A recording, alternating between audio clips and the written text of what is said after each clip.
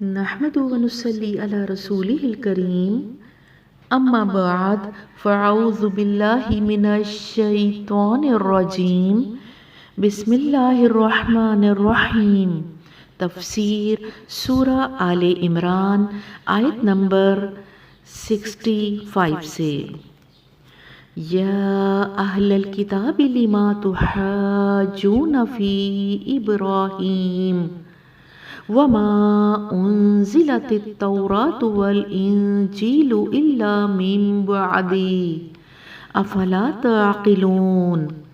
اے اہل کتاب، تم ابراہیم علیہ السلام کے بارے میں ہم سے کیوں جھگڑا کرتے ہو؟ تورات اور انجیل تو ابراہیم علیہ السلام کے بعد ہی نازل ہوئی ہیں، پھر کیا تم اتنی بات بھی نہیں سمجھتے؟ اس آیت میں یہ بتایا جا رہا ہے کہ یعنی تمہاری یہ یہودیت اور یہ نصرانیت بہرحال تورات اور انجیل کے نزول کے بعد پیدا ہوئی ہیں، اور ابراہیم علیہ السلام ان دونوں کے نزول سے بہت پہلے گزر چکے تھے۔ اب ایک معمولی عقل کا آدمی بھی یہ بات بآسانی سمجھ سکتا ہے کہ ابراہیم علیہ السلام جس مذہب پر تھے وہ بہرحال یہودیت یا نصرانیت تو نہ تھا۔ پھر اگر حضرت ابراہیم علیہ السلام راہ راست پر تھے اور نجات یافتہ تھے تو لا محالہ اس سے لازم آتا ہے کہ آدمی کا راہ راست پر ہونا اور نجات پانا یہودیت و نصرانیت کی پیروی پر موقوف نہیں ہے۔ آیت نمبر 66 پہ آ جائیں۔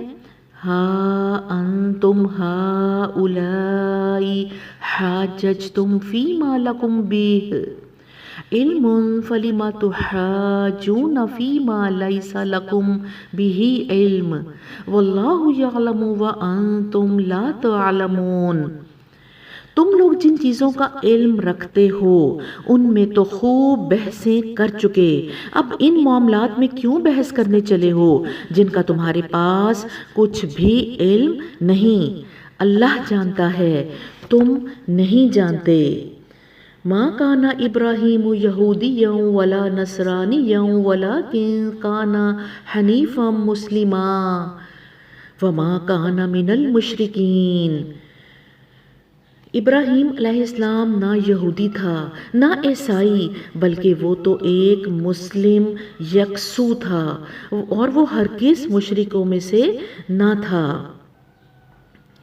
ان اولی الناس بابراہیم للذین تبعوہ وہذا النبی والذین آمنوا واللہ ولی المؤمنین۔ ابراہیم علیہ السلام سے نسبت رکھنے کا سب سے زیادہ حق اگر کسی کو پہنچتا ہے تو ان لوگوں کو پہنچتا ہے جنہوں نے اس کی پیروی کی، اور اب یہ نبی صلی اللہ علیہ وآلہ وسلم اور اس کے ماننے والے اس نسبت کے زیادہ حقدار ہیں۔ اللہ صرف انہی کا حامی و مددگار ہے جو ایمان رکھتے ہوں۔ آیت نمبر 69۔ وَدَّتْ طَائِفَةٌ مِّنْ أَهْلِ الْكِتَابِ لَوْ يُضِلُّونَكُمْ وَمَا يُضِلُّونَ إِلَّا أَنفُسَهُمْ وَمَا يَشْعُرُونَ۔ اہل کتاب میں سے ایک گروہ چاہتا ہے کہ کسی طرح تمہیں راہ راست سے ہٹا دے، حالانکہ در حقیقت وہ اپنے سوا کسی کو گمراہی میں نہیں ڈال رہے ہیں مگر انہیں اس کا شعور نہیں ہے۔ یا اہل الکتاب لما تکفرون بآیات اللہ وانتم تشہدون۔ اے اہل کتاب، کیوں اللہ کی آیات کا انکار کرتے ہو حالانکہ تم خود ان کا مشاہدہ کر رہے ہو۔ اس آیت کا دوسرا ترجمہ یہ بھی ہو سکتا ہے کہ تم خود گواہی دیتے ہو۔ دونوں صورتوں میں نفس معنی پر کوئی اثر نہیں پڑتا۔ دراصل نبی صلی اللہ علیہ وآلہ وسلم کی پاکیزہ زندگی اور صحابہ کرام رضی اللہ عنہ کی زندگیوں پر آپ صلی اللہ علیہ وآلہ وسلم کی تعلیم و تربیت کے حیرت انگیز اثرات اور وہ بلند پایہ مضامین جو قرآن میں ارشاد ہو رہے ہیں، یہ ساری چیزیں اللہ تعالیٰ کی ایسی روشن آیات تھیں کہ جو شخص انبیاء کرام کے احوال اور کتب آسمانی کے طرز سے واقف ہو، اس کے لیے ان آیات کو دیکھ کر آن حضرت صلی اللہ علیہ وآلہ وسلم کی نبوت میں شک کرنا بہت ہی مشکل تھا۔ چنانچہ یہ واقعہ ہے کہ بہت سے اہل کتاب، خصوصاً ان کے اہل علم، یہ جان چکے تھے کہ حضور صلی اللہ علیہ وآلہ وسلم وہی نبی ہیں جن کی آمد کا وعدہ انبیاء سابقین نے کیا تھا، حتیٰ کہ کبھی کبھی حق کی زبردست طاقت سے مجبور ہو کر ان کی زبانیں آپ صلی اللہ علیہ وآلہ وسلم کی صداقت اور آپ صلی اللہ علیہ وآلہ وسلم کی پیش کردہ تعلیم کے برحق ہونے کا اعتراف تک کر گزرتی تھیں۔ اسی وجہ سے قرآن بار بار ان کو الزام دیتا ہے کہ اللہ کی جن آیات کو تم آنکھوں سے دیکھ رہے ہو، جن کی حقانیت پر تم خود گواہی دیتے ہو، ان کو تم قصداً اپنے نفس کی شرارت سے جھٹلا رہے ہو۔ آیت نمبر 71، یا اہل الکتاب لما تلبسون الحق بالباطل وتکتمون الحق وانتم تعلمون، اے اہل کتاب کیوں حق کو باطل کا رنگ چڑھا کر مشتبہ بناتے ہو، کیوں جانتے بوجھتے حق کو چھپاتے ہو۔ اللہ سبحانہ وتعالیٰ یہودیوں کی کچھ غلط رویوں کا ذکر کر رہے ہیں، اور ان میں سے سب سے پہلا رویہ آیت نمبر 72 میں دیکھیں، وَقَالَتْ طَائِفَةٌ مِّنْ أَهْلِ الْكِتَابِ آمِنُوا بِالَّذِي أُنزِلَ عَلَى الَّذِينَ آمَنُوا وَجْهَ النَّهَارِ وَاكْفُرُوا آخِرَهُ لَعَلَّهُمْ يَرْجِعُونَ۔ اہل کتاب میں سے ایک گروہ کہتا ہے کہ اس نبی صلی اللہ علیہ وآلہ وسلم کے ماننے والوں پر جو کچھ نازل ہوا ہے اس پر صبح ایمان لاؤ اور شام کو اس سے انکار کر دو، شاید اس ترکیب سے یہ لوگ اپنے ایمان سے پھر جائیں۔ یہ ان چالوں میں سے ایک چال تھی جو اطراف مدینہ کے رہنے والے یہودیوں کے لیڈر اور مذہبی پیشوا اسلام کی دعوت کو کمزور کرنے کے لیے چلتے رہے تھے۔ انہوں نے مسلمانوں کو بددل کرنے اور نبی صلی اللہ علیہ وآلہ وسلم سے ان کو بدگمان کرنے کے لیے خفیہ طور پر آدمیوں کو تیار کر کے بھیجنا شروع کیا، تاکہ پہلے علانیہ وہ اسلام قبول کریں، پھر مرتد ہو جائیں، اور پھر جگہ جگہ لوگوں میں یہ مشہور کرتے پھریں کہ ہم نے اسلام میں اور مسلمانوں میں اور ان کے پیغمبر میں یہ خرابیاں دیکھی ہیں، تبھی تو ہم ان سے الگ ہو گئے ہیں۔ تو یہ تھی ان یہودیوں کی چال اور ان کا غلط رویہ جو انہوں نے اختیار کیا تھا۔ آیت نمبر 63، وَلَا تُؤْمِنُوا إِلَّا لِمَنْ تَبِعَ دِينَكُمْ قُلْ إِنَّ الْهُدَى هُدَى اللَّهِ أَنْ يُؤْتَىٰ أَحَدٌ مِثْلَ مَا أُوتِيتُمْ أَوْ يُحَاجُّوكُمْ عِنْدَ رَبِّكُمْ قُلْ إِنَّ الْفَضْلَ بِيَدِ اللَّهِ يُؤْتِيهِ مَن يَشَاءُ وَاللَّهُ وَاسِعٌ عَلِيمٌ، یختص برحمتہ من یشاء واللہ ذو الفضل العظیم۔ نیز یہ لوگ آپس میں کہتے ہیں کہ اپنے مذہب والے کے سوا کسی کی بات نہ مانو۔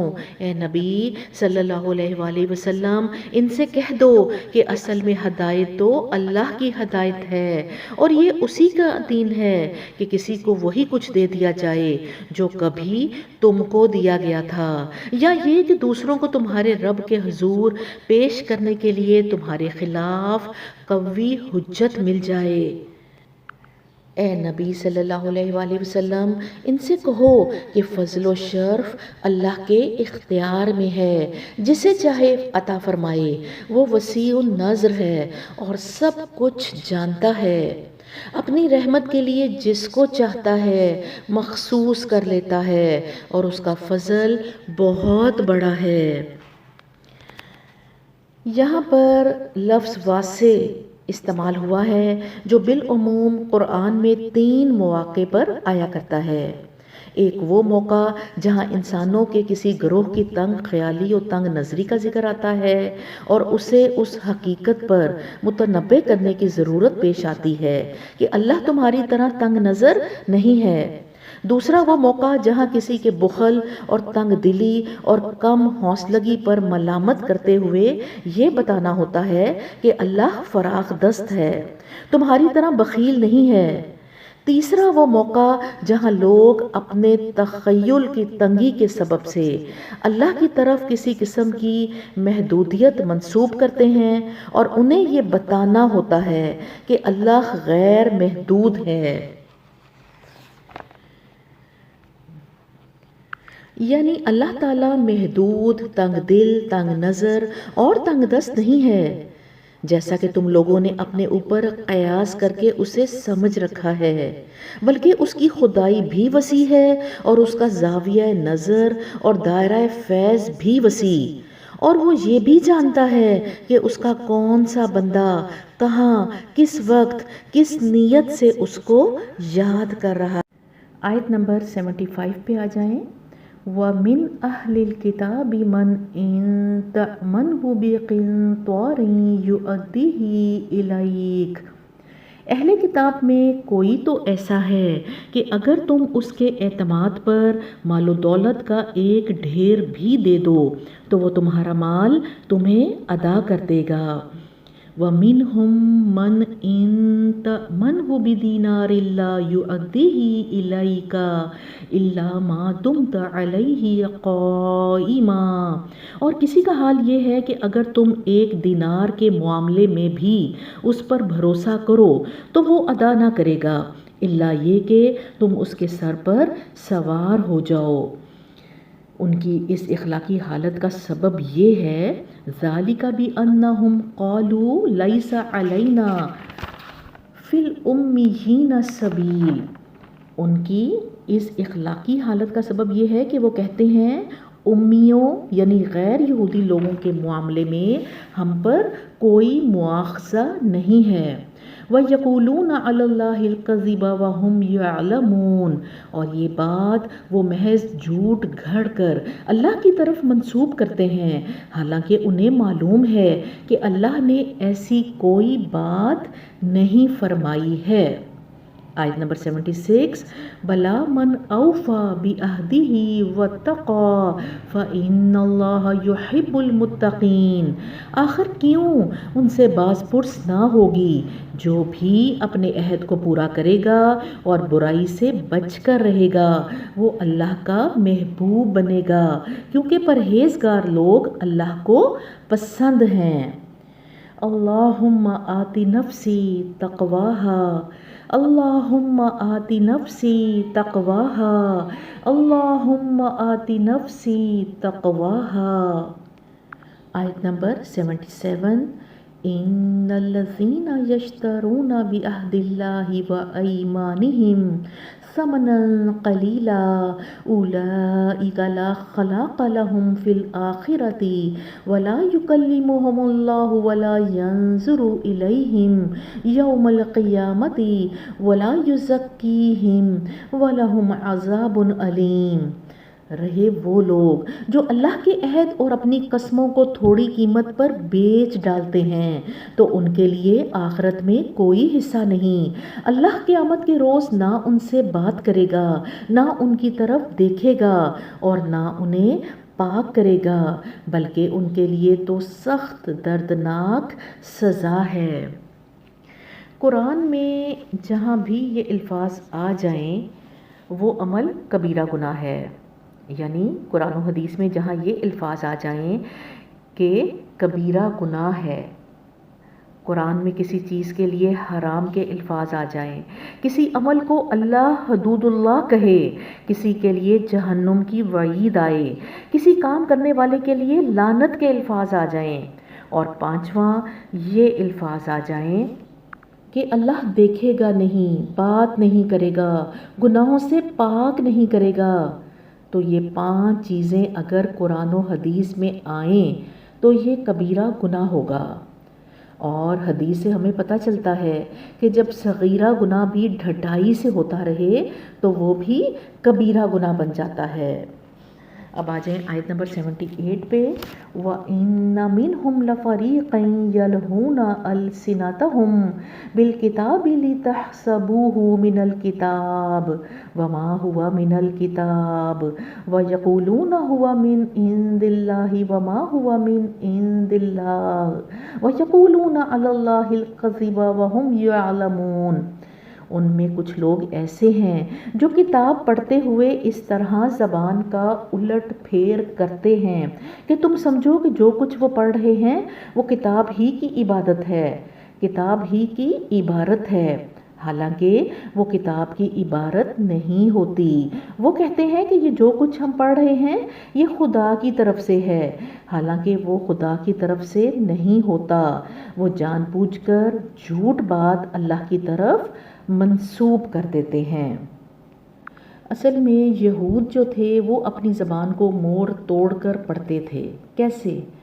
سمینا وعصینا، نبی کو نعوذ باللہ رعینا، آئین کی زیر کو لمبی کر دیتے، یا کا اضافہ کر دیتے آپ صلی اللہ علیہ وآلہ وسلم کی گستاخی کے لیے، اور پھر نبی پاک صلی اللہ علیہ وآلہ وسلم کو السلام علیکم کہنے کی بجائے نعوذ باللہ ثم نعوذ باللہ السلام علیکم یعنی موت کی بد دعا دیتے، یعنی جو بولتے کچھ اور تھے اور وہ کیا کرتے تھے؟